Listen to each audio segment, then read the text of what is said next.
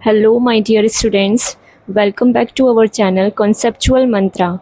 In today's video, we are going to continue Chapter 1 Exploration, Part 2 from the new NCERT Class 9 Science. And don't miss the end of this video because I will also give you a one-page quick revision of the entire chapter, which will be very helpful for your exams. So let's get started. इस chapter exploration में हम चीज़ों को explore करना सीख रहे हैं। जैसे मैंने आपको इस चैप्टर की फर्स्ट पार्ट की वीडियो में बताया था कि साइंस में हम इन्वेस्टिगेशन और डिस्कवरीज ठीक है किन स्टेप्स को फॉलो करके करते हैं। ठीक, what is science, scientific thinking, observation, experiment, evidence, ये हम पहले पढ़ चुके हैं।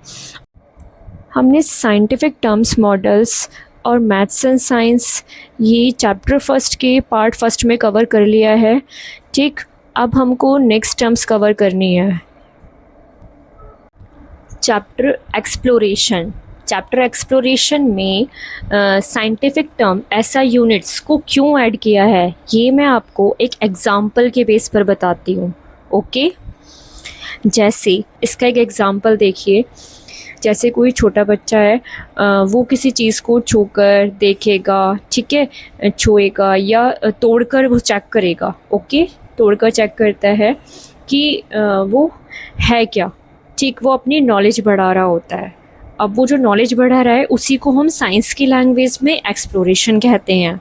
ओके, या जब हम ये देखते हैं कि एक छोटा सा सीड एक बिग ट्री बन जाता है, ठीक, या कोई डिसीज़ कैसे फैल रही है, ठीक, तो हम उसके पीछे की वजह को या उसके रीज़न को ना ढूंढ रहे होते हैं। ठीक है, मींस एक्सप्लोर कर रहे होते हैं कि ऐसा क्यों हो रहा है।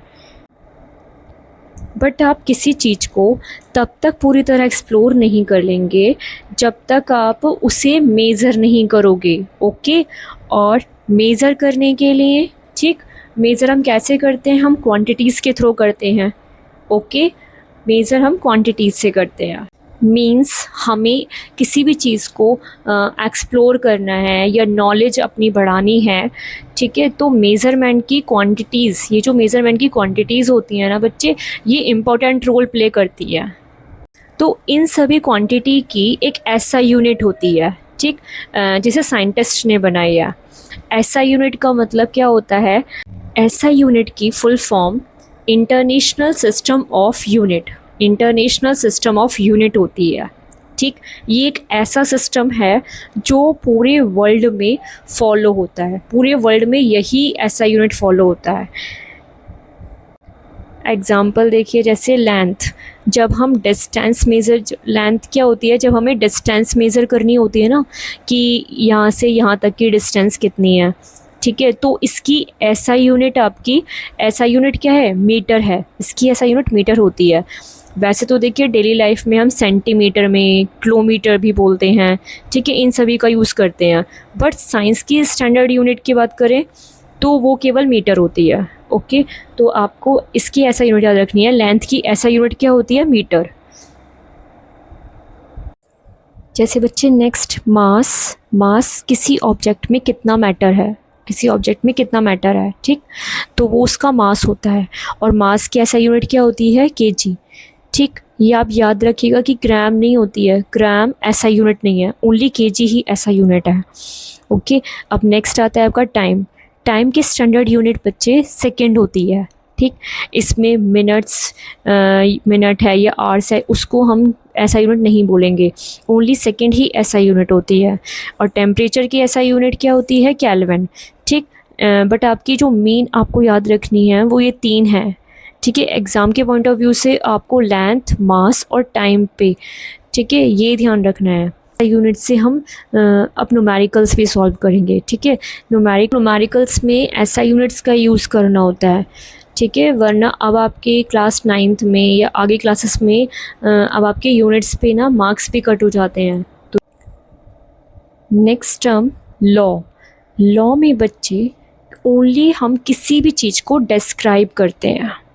ठीक, मीन्स व्हाट हैपन्स, क्या होता है। लॉ हमें ये बताता है कि नेचर में क्या हो रहा है, ये सिर्फ ऑब्जर्वेशन पर बेस्ड होता है। ओके, ये नहीं बताता कि ये क्यों हो रहा है, इसका रीज़न नहीं बताएगा। ओके, एग्ज़ाम्पल है, जैसे अगर आप पेन को नीचे छोड़ोगे तो वो नीचे ही गिरता है, और ऐसा हर बार होता है। ठीक, इसे कहते हैं लॉ ऑफ ग्रेविटी। लॉ बस ये बताएगा आपको कि ऑब्जेक्ट नीचे गिरा, ठीक, बात ख़त्म। बट थ्योरी ने ऐसा क्यों होता है, ठीक है, थ्योरी में क्या बताया गया, ऐसा क्यों होता है, इसका रीज़न दिया। थ्योरी में हमें ये एक्सप्लेन किया गया है वाई इट हैपन्स, ठीक, ऐसा क्यों हुआ, ठीक, ये ऐसा क्यों होता है। तो थ्योरी जो हमने ऑब्ज़र्व किया है लॉ में, उसको एक्सप्लेन करती है थ्योरी। ओके, तो लॉ में बच्चे हम ऑब्जर्वेशन करते हैं और थ्योरी में हमें एक्सप्लेनेशन करना होता है, उस चीज़ को एक्सप्लेन भी करना होता है कि है ना उसका रीज़न क्या है, ये हमें बताना होता है। जैसे अर्थ के पास एक अट्रैक्शन फोर्स होता है, अर्थ के पास क्या होता है, अट्रैक्शन फोर्स, जिसे हम थ्योरी ऑफ ग्रेविटेशन कहते हैं। थ्योरी चीज़ को एक्सप्लेन करती है।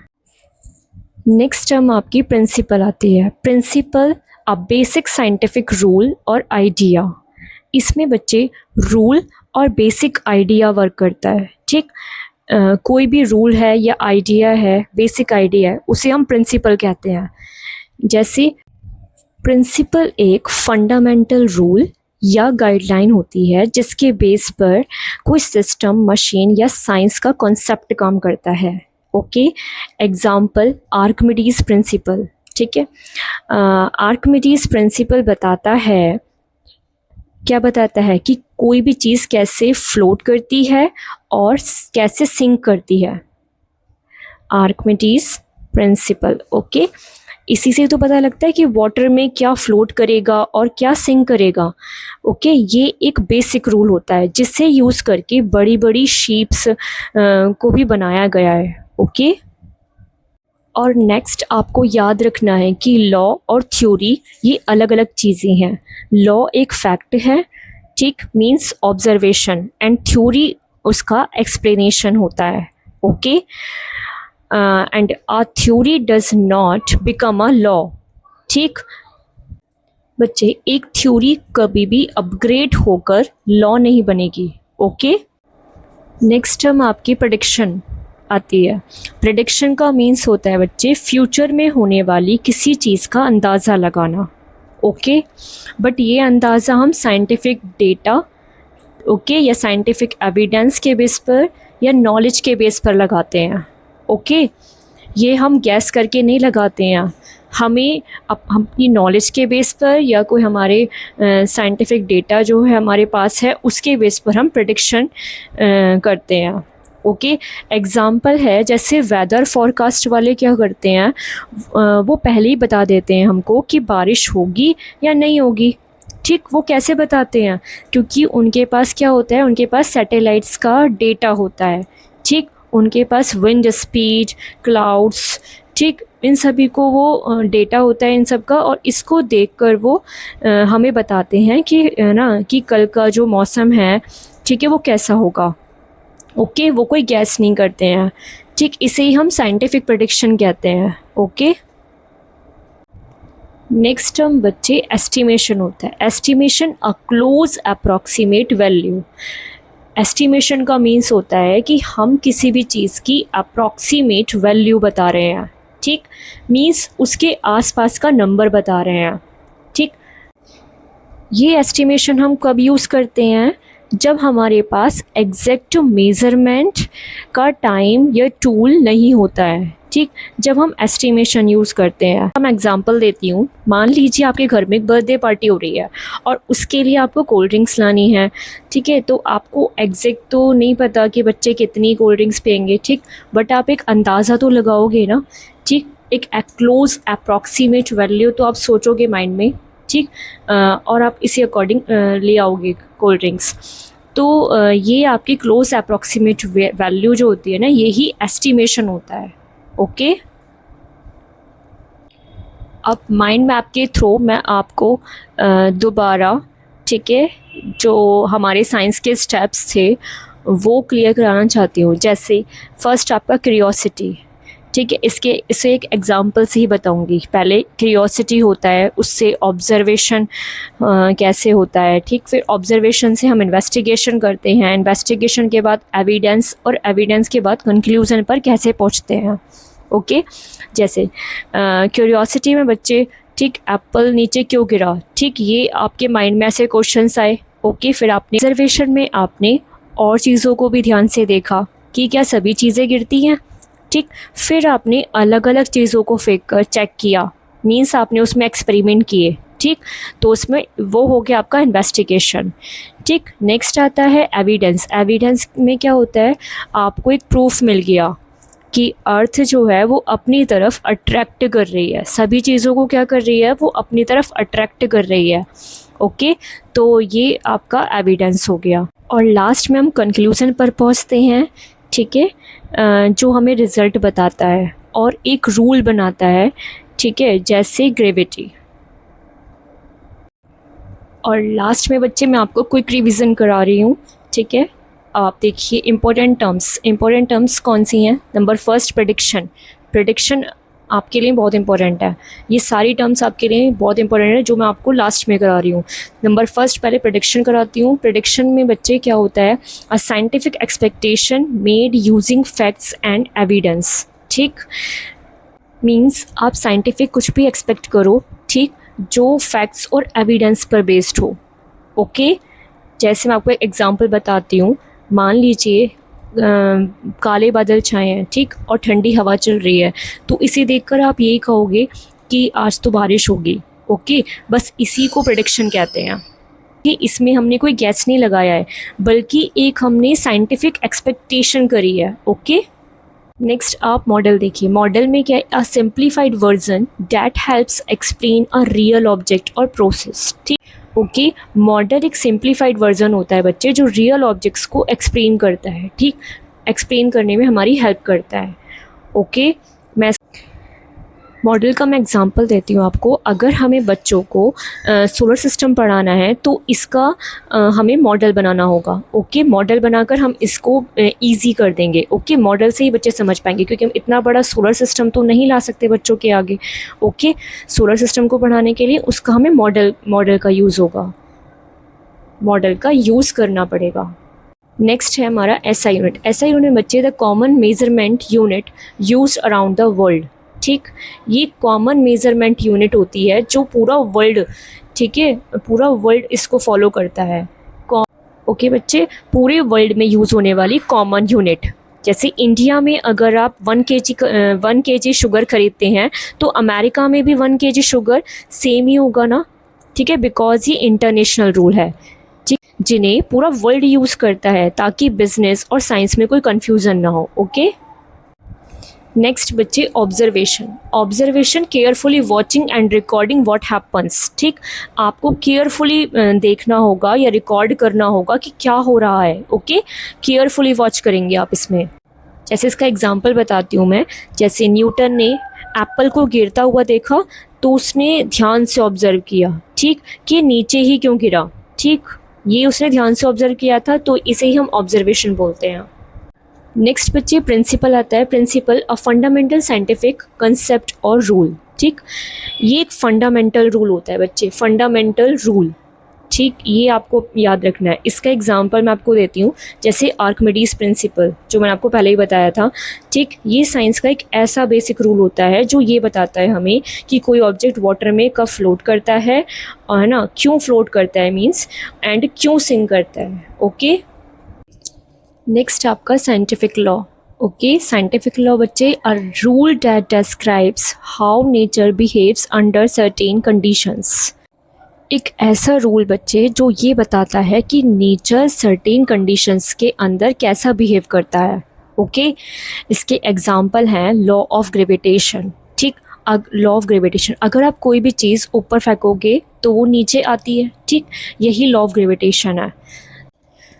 नेक्स्ट बच्चे एस्टिमेशन। एस्टिमेशन क्या होता है, a value calculated close to the actual answer, close to the actual answer. Okay, जो क्लोज होती है एक्चुअल आंसर के, जो क्लोज होती है ना, एक ऐसी वैल्यू एस्टिमेट करना, उसे हम बोलते हैं एस्टिमेशन। ठीक, इस मीन्स क्लोज अप्रॉक्स वैल्यू। ठीक, एस्टिमेशन का मैं आपको एग्जांपल देती हूँ। जैसे आपकी मम्मा ने आपसे पूछा कि है ना, आपको एक बॉक्स दिया और उसमें पूछा कि इसमें कितनी चॉकलेट्स हैं। ठीक, तो आप उन्हें बताओगे कि अप्रॉक्स मतलब 10 होंगी। ठीक, आप देखकर उसको थोड़ा सा अपना अप्रॉक्स वैल्यू बता दोगे कि इसमें 10 चॉकलेट्स हो सकती हैं। ठीक, और आपने जब उसको चेक करा, ठीक है, फिर मम्मा ने चेक करा तो उसमें 8 आपकी चॉकलेट्स निकली। ठीक, तो क्या था, तो वो आपकी जो अप्रॉक्स वैल्यू आपने बताई थी उसके क्लोज वैल्यू थी ना। ठीक, बिल्कुल क्लोज वैल्यू थी। उस क्लोज वैल्यू को ही आप एस्टिमेशन कहते हैं। ओके, उस क्लोज वैल्यू को हम क्या कहेंगे, एस्टिमेशन।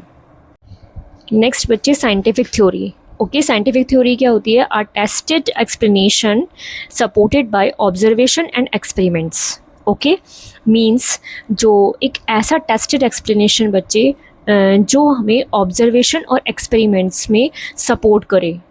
ठीक, साइंटिफिक थ्योरी बच्चे, ठीक, वो क्या होता है, ये कोई नॉर्मल बात नहीं होती। ओके, ये होता है, ये एक्सपेरिमेंट और एविडेंस। ठीक, जब किसी बात को सच साबित कर देते हैं ना, उसको हम साइंटिफिक थ्योरी कहते हैं। ओके, जैसे इसका एग्जांपल है big bang theory. Big bang theory ये बताती है आपको कि ये कोई है ना, कि कोई चीज़ क्यों और कैसे हो रही है। ओके, नेक्स्ट बच्चे, एविडेंस। एविडेंस मीन्स आप जानते हैं प्रूफ। ठीक, means information collected through observation और इन्वेस्टिगेशन। जो हम ऑब्ज़र्व करते हैं चीज़ों को या उसका इन्वेस्टिगेशन करके, ठीक है, जो हम इंफॉर्मेशन कलेक्ट करते हैं ना, उसी को हम एविडेंस बोलते हैं या प्रूफ बोलते हैं। ओके, साइंस क्या होता है, साइंस बिना प्रूफ की कुछ भी नहीं मानता है। ठीक, जैसे है ना, एविडेंस का मैं आपको एग्जांपल देती हूँ। जैसे वाटर 100 डिग्री सेल्सियस पर बॉईल होता है। ठीक, तो उसका एक एविडेंस क्या हुआ, थर्मामीटर की रीडिंग। अगर हम उसे थर्मामीटर से रीड करते हैं, ठीक, और वो 100 डिग्री सेल्सियस आ रहा है, तो वो उसका एविडेंस हो जाएगा। ओके, तो बिना एविडेंस के साइंस आगे ही नहीं बढ़ सकती है। ओके, तो ये आपके सारे इम्पोर्टेंट टर्म्स थे जो मैंने आपको क्लियर कराए। ओके बच्चे, ओके, देखिए बच्चों, मैंने आपको रिवीजन कराया है, तो अब मैं आपसे एक क्वेश्चन पूछना चाहती हूँ। ठीक, और इस क्वेश्चन का आंसर आप कमेंट बॉक्स में ज़रूर दीजिएगा। ओके, मान लीजिए आपकी क्लास अगले हफ्ते वाटर पार्क जाने वाली है। ओके, उसमें क्या है, अमन कहता है कि अगले हफ्ते जब हम जाएंगे तो बहुत तेज़ धूप होगी और मज़ा आ जाएगा। और वहीं प्रिया कहती है कि हमारी क्लास में 40 बच्चे ट्रिप पर जा सकते हैं। ओके, तो अब आप मुझे बताइएगा कि अमन और प्रिया में से किसका स्टेटमेंट प्रेडिक्शन है और किसका एस्टिमेशन। ओके, प्लीज़ आप इसका आंसर ज़रूर दीजिएगा। और अगर आपको मेरी वीडियो समझ आई है तो इसे लाइक एंड शेयर करें और चैनल को सब्सक्राइब ज़रूर करें। Okay, see you in the next class. Thank you.